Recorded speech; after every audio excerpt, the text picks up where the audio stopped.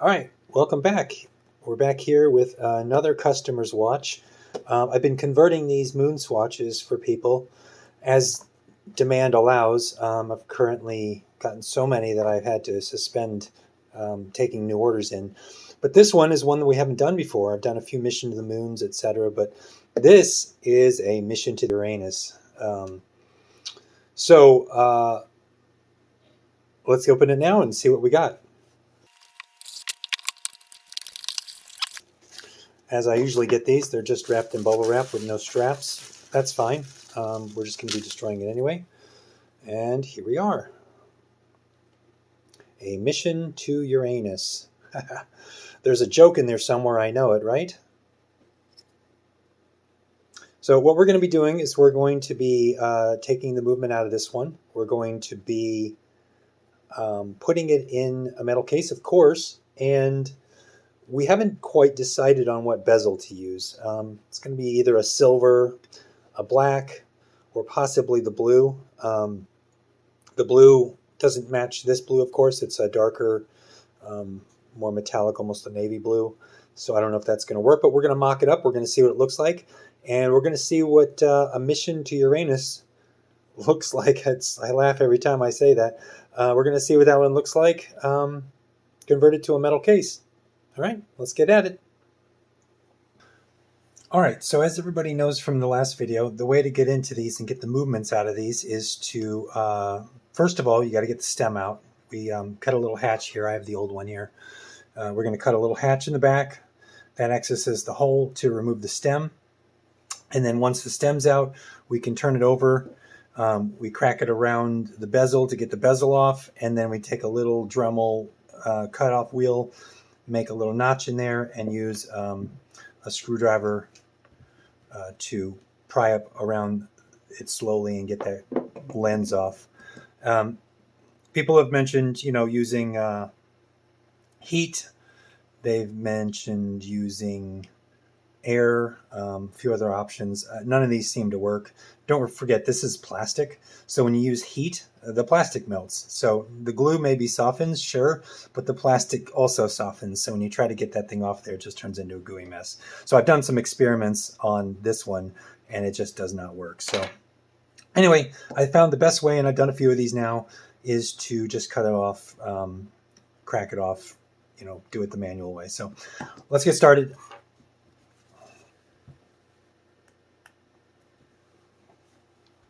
Now, one thing to remember is that when you're doing these, and first of all, I don't suggest anybody do this, but when you do have to do it, it's taking it slow, real slow. You do not want to penetrate the plastic into the movement itself. You want to just barely cut enough so that there's 1/10 of a millimeter left of plastic on the case between where you're cutting and the movement, so that when you take the screwdriver, there's just a thin layer of plastic you crack off. So you don't penetrate into the movement, but you also don't leave too much where you can't do that process. So just be really slow and really careful. That's all.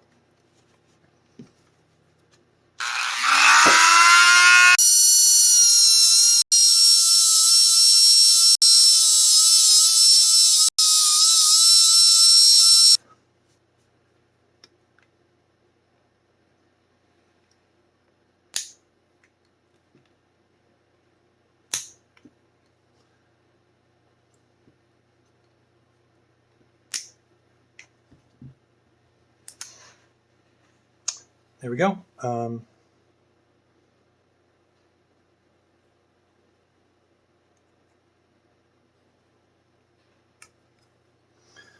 Now, keep in mind, when you do these, the objective is not to damage the movement. So not every one of these is going to be pretty. This one didn't come off as a perfect square, as you can see. But mission successful because there's no marks on the movement, and there is an accessible hole there now. All right. Sorry if you can't see this right now. What I'm doing is I'm putting the crown in the second position, and I'm putting a pin in this little hole, and that releases the crown there. So you just make sure the crown is in the second position, though, because otherwise it won't engage. And now we'll take the case off. I'm going to not clean up yet until I get this bezel off and a few cuts made.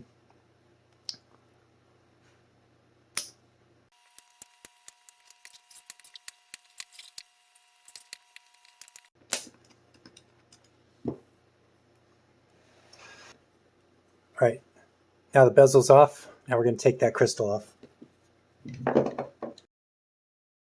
All right, from the previous video, we know that I cut a notch between the case and the crystal here, and that lets me get a screwdriver in there to pry up on the crystal all the way around the case, and eventually it pops off. After doing a bunch of these, I'm going to tell you that this is the most stressful part of the whole thing because you want to be very, very careful here.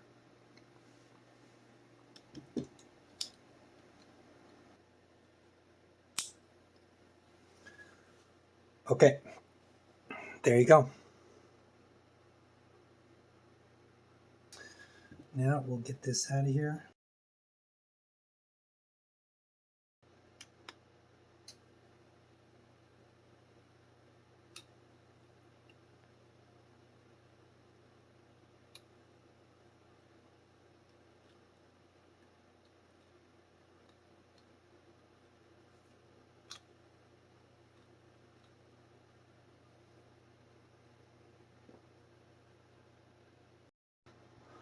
All right, now before we go any farther, I wanted to show you something that I've learned in the last watches that I've done, and I've done quite a few of these now. On the initial video that we saw, I did not have any problems with the pushers of the case lining up with the little levers that actuate the chronograph. I don't know what it was. It was a fluke, I think, because in the preceding ones, they wouldn't line up. They were, when you push it in, they wouldn't go even at the correct pusher length. And I figured out why. It's because, and I'm going to show you a little thing here. This is just the best way I can describe this. Give me a second. I'm going to set this up. Okay, I'm just going to show you what's going on here. So I don't know if you can see this or not, but in this case, we'll try to get it focused. There is a lip where the dial sits up against. And the distance from here, sorry, let's rotate this around so you can see the pushers. So the lip that the crystal, or the dial sits up against is sitting right there. And then the pusher is located a certain distance away from that, a certain height off of that dial. So this represents that. So the case, this is a cross section of the case, and the dial sits up against that lip, which is right here. And then, of course, the movement is sitting up flush with the dial. And the problem is that if you can see here, the pusher height in the case was not lining up with the pusher itself, or the lever of the pusher on the movement. For some reason, and I don't know how this happened, but I think I can explain it. When I cut the pusher on the original case, it should have been a nice flat cut. But I think what happened was I created a burr on the side of the pusher, and it just barely allowed it to do it, but it wasn't perfect. So what I needed to do in subsequent builds is I needed to push that whole system up high so that the pusher lined up with the actual lever. And in order to do that, something had to go right here, and that is a very thin 0.4, I'm going to try to line it up here, let's see if I can get it, 0.4 millimeter little disc that I 3D printed. And I can print this in different colors. In this particular build, I've got a light blue, and we're going to show you that in a second right here. But this small 0.4 millimeter ring is enough to place right there to push that so that the pusher and the pusher lever line up straight. I hope that makes sense. So that's something different from the original one that I've learned so far. And then, of course, the movement ring is pretty much the same. I've lowered it since, of course, now we have that ring that goes here. Everything gets pushed up towards the back of the case more, so this has to be a little bit more narrow so that when the back of this, sorry, I'm trying to get it in frame here. So when the back of this presses up against it, it's now going to sit flush as it can against the case. Otherwise, you would have a hard time pushing this on because it wouldn't. it wouldn't be able to go down far enough. I'm trying to make as much sense of this as I can. That's how it sits in the case. But if this is too thick, then this case back is not going to go down far enough. So, and it won't seal, your gasket won't act. So this had to be redesigned to be a little thinner because of that. Still in the experimental stages of it. I've got a few iterations of this, and I believe this is the final one. So we'll see how that goes. But that explains the problem and the solution. And when it comes to how it looks, I'll show you in the end, it's hardly discernible, especially when it's like against a black dial or a white dial, or if any color that I can match it really close, you don't even notice it. So we'll see that at the end. Okay, next we're going to work on the case. As you know, we have to trim down those pushers just a millimeter or so, just so that the movement fits in. These pushers are too long. As you can see, the customer has chosen a silver bezel for this. I gave him some options on bezels, and I'll scroll them across the screen right now. While you're looking at his options, I want to say something because I did mention client. And I have been doing this service for people. I had an auction on eBay, and I've been taking referrals. But I don't like doing these. I'm going to be honest. I really don't. And the money that I get for them is just, it's not enough. And I don't know if the market could bear much more. So I don't know how much more of this I'm going to be doing. And I apologize for that. I know a lot of people have been getting in touch with me. A lot of people have been very serious about wanting theirs done. And I've taken a few. And if it's good for the content of the channel, I've taken it as well. But I just don't know if I'm going to be doing this much longer. So just bear that in mind when I mention client and talking with them about choices and things like that. Okay, moving along. So he chose silver. And we are going to, and he also chose the Eyes on the Stars back. So let's get started with the pusher cutting, and we'll go from there.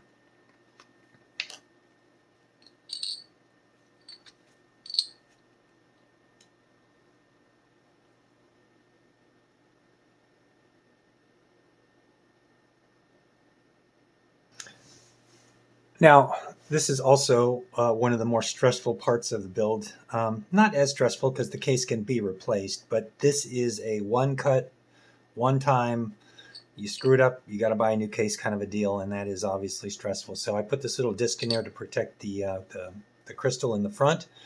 I'm going to push it forward as I cut it, and I'm just going to take just a little bit off.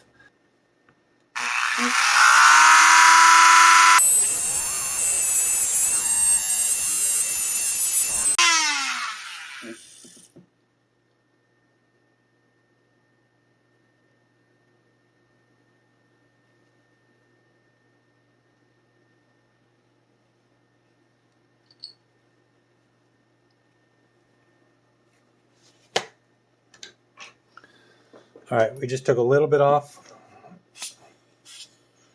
See how that sits in there and fits. But first of all, I want to put on the movement ring so that it's all fitting in there in the right place and nice and centered.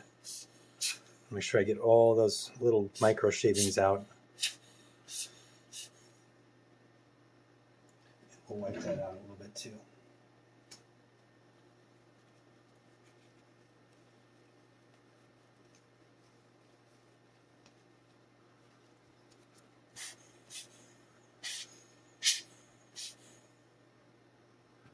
All right, we're going to try this movement ring. This one is 1.52 millimeters. The original was 1.9. And if you remember correctly, we put a 0.4 millimeter spacer in there. So that should bring us back to where we were originally. That's the idea. But the unfortunate part is that when I print this, I'm going to try to get this in frame. You can see that that little notch for the little nub that's on the movement, it's very precarious. I don't know if you can see that, but there's barely anything holding this ring as a ring anymore. So we'll see how this one works. I might have to redesign it one more time. That's part of this ongoing battle with building these is that every single one seems to be a little different, or it's a little bit better than the last, or just unique in its own way. All right, so I want to put this movement ring into the case. Not a movement ring, this is a spacer ring.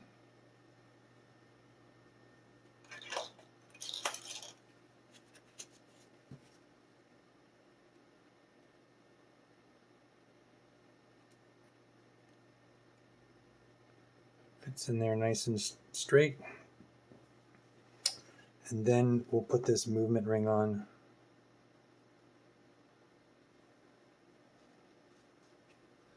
as best we can. Now remember, there's a little nub at the 6 o'clock position. That's right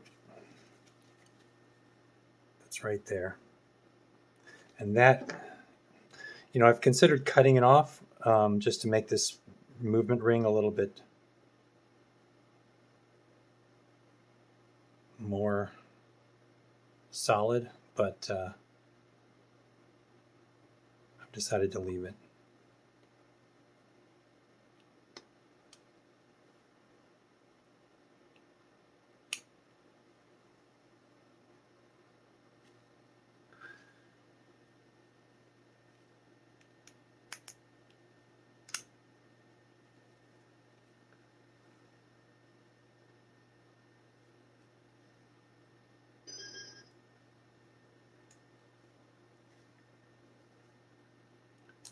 So you can see that ring sits on there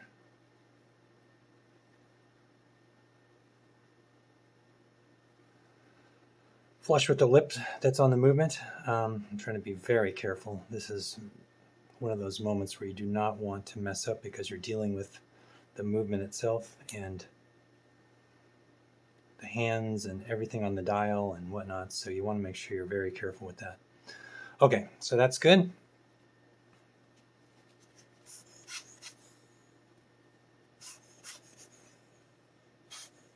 Oh, the ring comes out. I can't do that.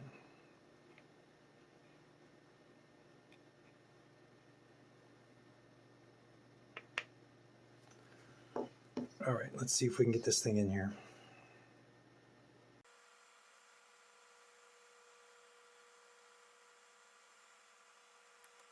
Here we go.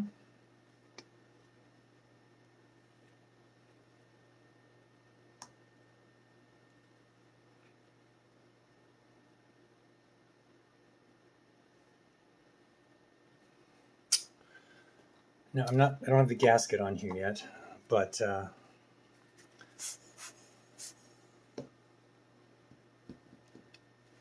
we're just going to test fit this without the gasket. Actually, before we do that, I'm going to put a new stem in there.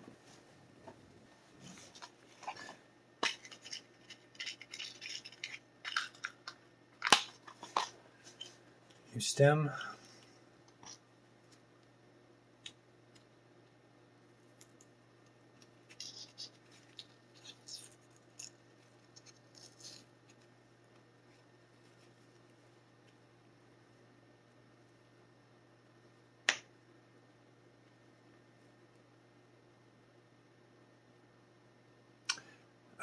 I'm putting a new stem in before I put the case back on so that the movement does not spin.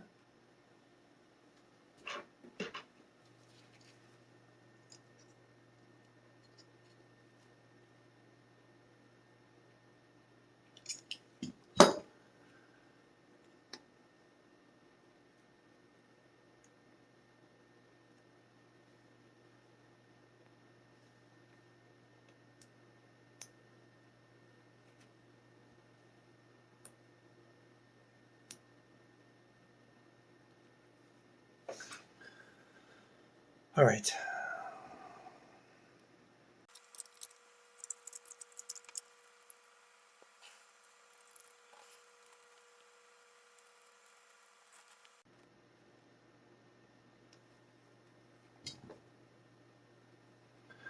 That movement's nice and snug in there. One thing I've noticed, and I'm going to have to probably deal with this. I don't know if you can see that. This isn't a problem on the black moon phase dials, like the mission to moon or whatever. But the dial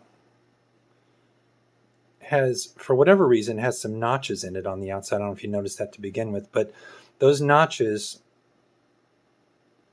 are pretty obvious when the dial is blue and not black.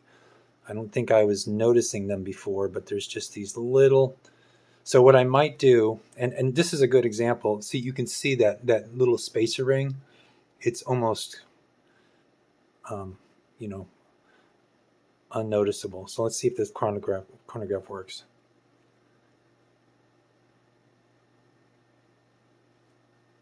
It does not. I have to take more off.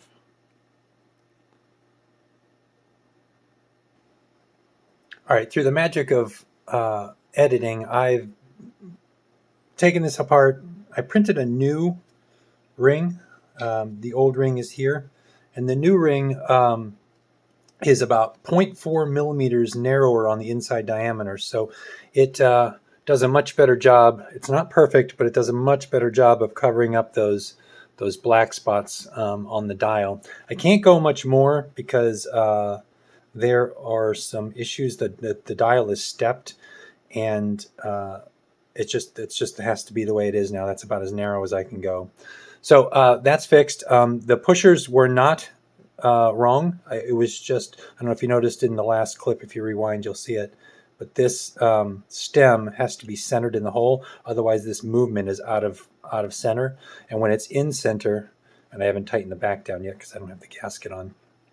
But when it is centered, see, I can still move it because I haven't tightened the case back. But when it's centered, stopwatch functions as it should. And we're good to go. So I'm going to go ahead and take this case back off now. Trim the stem and put the gasket on, button it all up, and I'll show you the end in a minute. You don't need to see me cutting that stem. We know how to do it. You basically squish this as much as you can. You take the measurement. You take that measurement off of the end of the threads on the stem itself. Snip it with a proper tool, not a Dremel, as we've discovered in our first video, and then just screw it all back together. So I'm not going to show you that. I'm just going to skip to the end where we're going to see the final step, which is going to be putting that bezel on. Okay, we're back. The stem is cut and it is installed, and let's find out if it's the right length.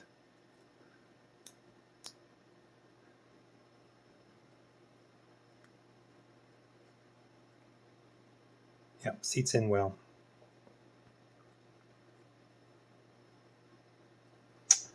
I'm going to put the gasket on, and then we will button her up.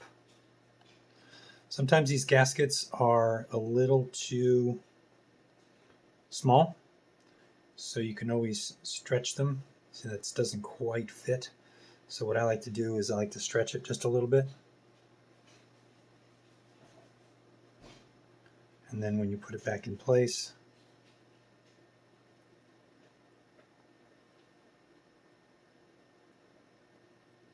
it should fit in the groove a little bit better. There we go. And then we'll put the case back on. I'm going to blow it out one more time just to make sure there's no dust or anything in there.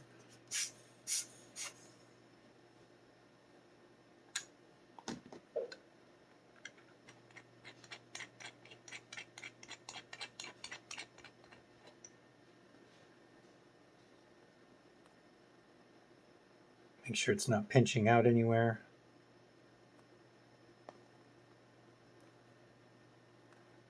Nice and tight. Make sure there's no crack. There's no large gaps between the case and the case back. That way you know your gasket is in place properly. So let's check those pushers again. Yep. Good to go. All right, let's get it polished up a little bit, and then we're going to go on to the last part, which is putting on the bezel, and then this one will be done. Oh, we want to take these off too. Heard a little secret? Don't peel them off, tape them off. So if you put this on here like this,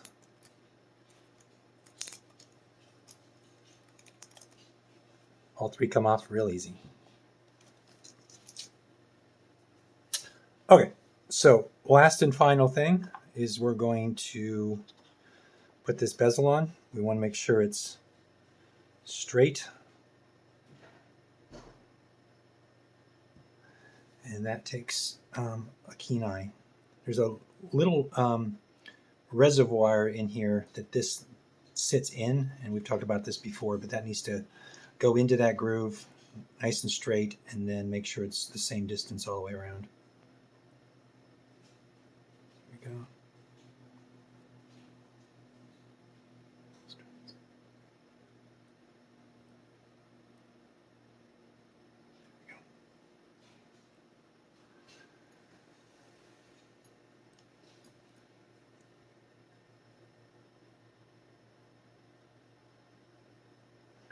Make sure your 60 mark is at the dead north.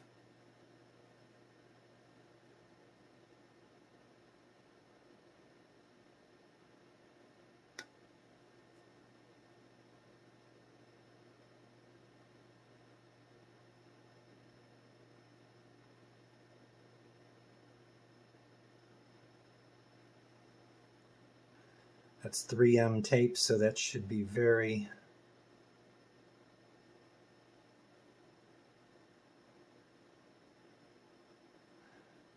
sticky and never come off again, unless you want it to.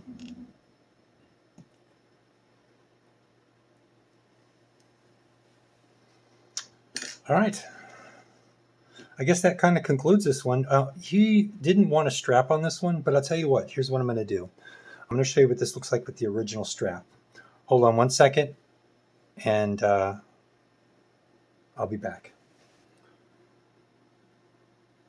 So here it is, the final result.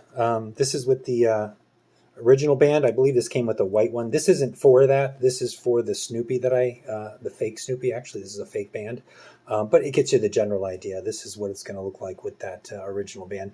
Somebody suggested it in the comments at one point or another, and I actually do think it looks pretty good with the original band with the new metal case. But the customer here, he's going to do his own thing. I don't know what he wants to do, but I'm not shipping this with the band.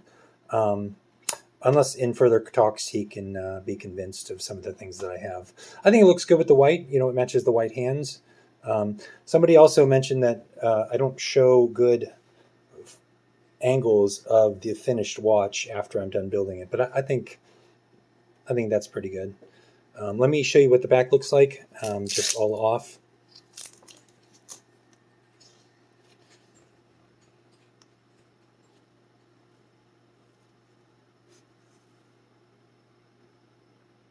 You know, I've made it this whole video without mentioning one Uranus joke, and I'm very proud of myself for that.